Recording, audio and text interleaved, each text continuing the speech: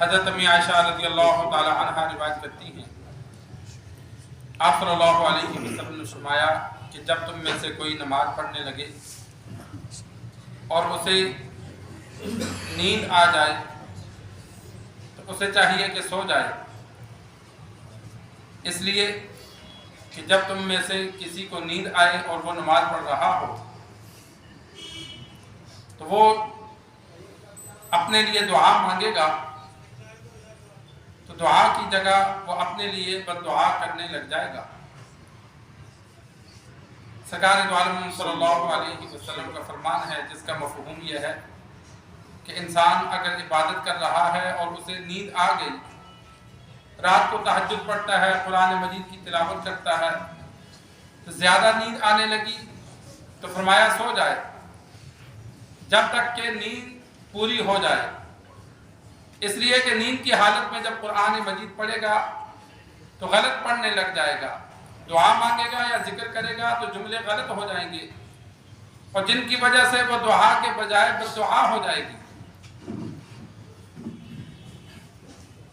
آپ صلی اللہ علیہ وسلم عربی زبان میں عین کی جگہ غین پڑھ لیں تو معنی بہت بدل جاتا ہے، حروف کو صحیح مخارج سے ادا نہ کرنے کی وجہ سے معنی بدل جاتا ہے۔ اللہم اغفر لی بندہ کہتا ہے تو غین کی جگہ عین پڑھ لے اللہم اغفر لی، تو یہ معنی بدل گیا کہ یا اللہ تو مجھے مٹی میں ملا دے۔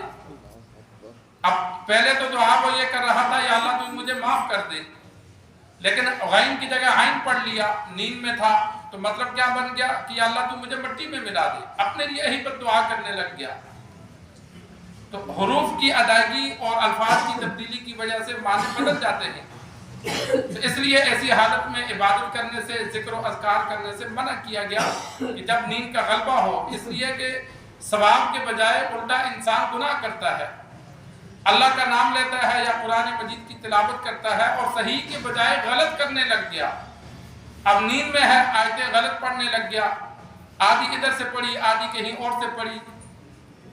تو ترجمہ غلط ہو گیا،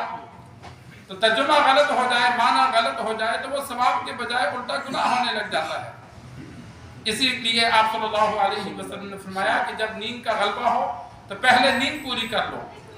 کچھ نیند کر لو، جب نیند دور ہو جائے، پوری ہو جائے، پھر اٹھ کر عبادت کرو۔ اپنے آپ کو مجبور کر کے عبادت کرنا، نفلی عبادت تو وہ جہاں غلطی کا احتمال ہو تو چھوڑ دی جائے۔ جس طرح شراب ابتداء حرام نہیں ہوئی تھی تو بعض صحابہ کا احادیث میں واقعہ موجود ہے کہ جماعت کروانے لگے، نماز پڑھنے لگے، نشے کی حالت میں تھے، شراب پی ہوئی تھی تو الفاظ تبدیل کر دیے، تو اللہ نے پھر منع فرما دیا لا تقربوا الصلاۃ وانتم سکارا، کہ نشے کی حالت میں نماز مت ادا کرو، اس لیے کہ نشے کی حالت میں جب نماز پڑھو گے تو تمہیں تو پتہ ہی نہیں ہے کہ کیا پڑھ رہے ہو، کیا کہہ رہے ہو، نشے کا غلبہ ہوا تو جملے غلط ہو جائیں گے، وہ ثواب کے بجائے الٹا گناہ ہو جائے گا۔ بعد میں پھر اللہ نے شراب ہمیشہ کے لیے حرام کر دی، لیکن پہلے یہ حکم دے دیا کہ جس حالت میں انسان اپنی عبادت میں صحیح طور پر متوجہ نہ ہو تو اس حالت کو چھوڑ دے۔ نماز میں اگر انسان کو نیند کا غلبہ ہے یا کسی نے نشہ کیا ہوا ہے تو ایسی حالت میں وہ پڑھے گا تو وہ صحیح جملوں کے بجائے غلط ادا کرے گا، تو ثواب کے بجائے الٹا گناہ ہوگا۔ یا قرآن مجید کی تلاوت کرتا ہے یا ذکر و اذکار کرتا ہے اور نیند میں ہے تو نیند میں وہ کیا سے کیا کہنے لگ جائے گا۔ ہاں تھوڑی بہت نیند ہو تو انسان پانی پی لیتا ہے، اٹھ کے چلنے پھرنے لگ جاتا ہے، جس میں انسان کا نیند کا غلبہ دور ہو جائے، لیکن غلبہ دور نہیں ہو رہا، پھر بھی نیند آ رہی ہے تو پھر وہ سو جائے۔ عبادت تب کرے کہ جب انسان اپنے ہوش و حواس میں ہو اور غلطی کا احتمال نہ ہو۔